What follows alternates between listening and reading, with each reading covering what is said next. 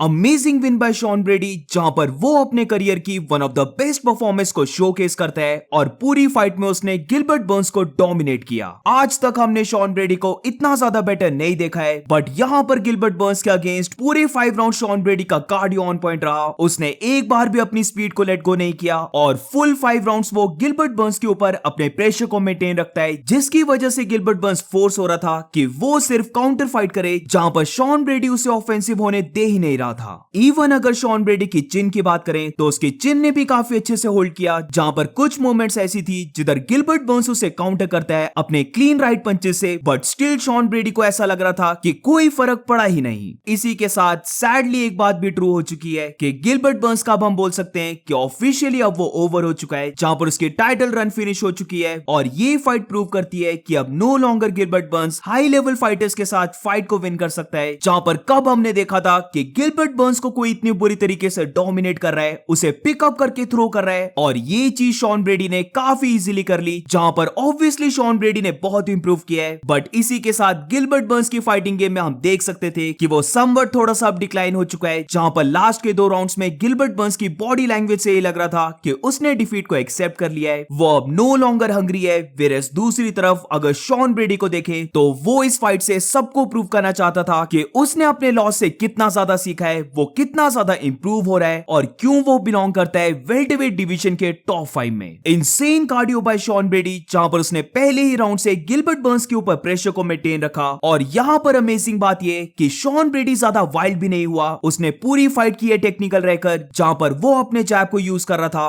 वो 1-2 straight punches को ज्यादा थ्रो कर रहा था। वेरएस गिलबर्ट बर्न्स को देखें तो उसे बैकवर्ड मूव करके सिर्फ अपने ओवरहैंड राइट्स या फिर वाइल्ड राइट हुक्स के ऊपर रिलाई करना पड़ रहा था, और ये सब हेवी शॉट्स की वजह से लेटर राउंड्स में गिलबर्ट बर्न्स ज्यादा एग्जॉस्ट हो गया था। वेरएस शॉन ब्रेडी को देखकर ऐसा लग रहा था कि वो 2-3 राउंड्स और निकाल सकता है। गाइस, अगर सेम वे से Sean Brady top 5 welterweight fighters के साथ फाइट करता है तो पता नहीं क्यों मुझे लग रहा है कि शॉन ब्रेडी काफी फाइटर्स को बीट कर सकता है। इस फाइट में उसने शो किया कि उसके पास काफी अच्छी चिन है, क्योंकि वो गिलबर्ट बर्न्स के इजीली बिग शॉट्स को ले लेता है। वेरएस कार्डियो तो उसका बहुत इंसेन था, वो ज्यादा टेक्निकल फाइटर भी है जो बहुत कम वाइल्ड होता है, और इसके ऊपर से शॉन ब्रेडी की रेसलिंग भी काफी इंप्रूव हो चुकी है, जिधर ये पहली बार हम देख रहे हैं कि किसी ने गिलबर्ट बर्न्स के ऊपर ग्राउंड में भी डोमिनेशन को पाया। और ये चीज याद रखने वाली है कि कमारू उस्मान भी गिलबर्ट बर्न्स के साथ नहीं कर पाया था। तो अगर सेम वे से शॉन ब्रेडी इंप्रूव होते रहता है तो फॉर श्योर मुझे लग रहा है कि वो बहुत जल्दी वेल्टरवेट टाइटल के लिए फाइट करने वाला है, जहां पर जैक डेला मेडेलेना और इयन गैरी के लिए शॉन ब्रेडी सबसे बड़ा डेंजर बन के आ रहा है। इवन लियोन एडवर्ड्स को भी इंक्लूड कर लो तो इन तीनों में से जिसके साथ भी शॉन ब्रेडी फाइट करेगा तो मुझे लगता है कि इन फाइट्स में शॉन ब्रेडी एक फेवरेट रहना चाहिए। इस फाइट को देखकर लगा कि शॉन ब्रेडी ने अपनी स्ट्रेंथ में भी बहुत ज्यादा वर्क किया है, जिधर ऑब्वियसली वो एक 1 पंच नॉकआउट फाइटर नहीं है, बट स्टिल उसने अपनी पंचिंग पावर को थोड़ा सा इंप्रूव किया है। इसी के साथ ओवरऑल स्ट्रेंथ की जब बात करते हैं तो जिस इजी वे से वो गिलबर्ट बर्न्स को स्लैम कर रहा था, उसे पता लगता है कि उसकी स्ट्रेंथ बहुत इंक्रीज हुई है, वो अपनी प्राइम में है, तो ऑब्वियसली वो थोड़ा सा और इंप्रूव होने वाला है। तो मैं तो बहुत ज्यादा इंप्रेस हुआ हूं शॉन ब्रेडी से, जहां पर मैंने पिक किया था कि गिलबर्ट बर्न्स फाइट को विन करेगा, क्योंकि ओवरऑल वो एक ज्यादा बेटर फाइटर है। बट जो शॉन ब्रेडी ने परफॉर्मेंस को पुट ऑन किया है उससे ये पूरा ऑपोजिट हो गया, और इससे तो मैं बहुत ज्यादा इंप्रेस हुआ हूं। तो ये सब कोर्स सैड लग रहा है गिलबर्ट बर्न्स के लिए, क्योंकि वो चाहता था कि वो लास्ट टाइटल रन करे, बट इट्स लुकिंग लाइक उसे पहले ही स्टेप में डिफीट मिल चुकी है। और आई रियली डोंट नो कि अब गिलबर्ट बर्न्स किस ओपोनेंट के साथ फाइट कर सकता है और कौन से हाई लेवल फाइटर को बीट कर सकता है। मे बी शायद से कोबी कविंगटन की फाइट उसे मिल सकती है, बट इसके अलावा आई डोंट थिंक सो कि अब गिलबर्ट बर्न्स किसी भी हाई लेवल फाइटर के साथ फाइट कर पाएगा। तो ओवरऑल ये कार्ड एक बहुत अमेजिंग कार्ड रहा, जहां पर ज्यादा बिग नेम फाइटर्स नहीं थे, बट यूएफसी फाइट नेट के अकॉर्डिंग जिस वे से सारी फाइट्स की हैं वो देखना काफी अमेजिंग था। बहुत अच्छी फाइट्स हुई हैं। So do let me know in the comments कि तुम्हें पूरा कार्ड कैसा लगा, और स्पेशली शॉन ब्रेडी की परफॉर्मेंस ने तुम्हें कितना ज्यादा इंप्रेस किया।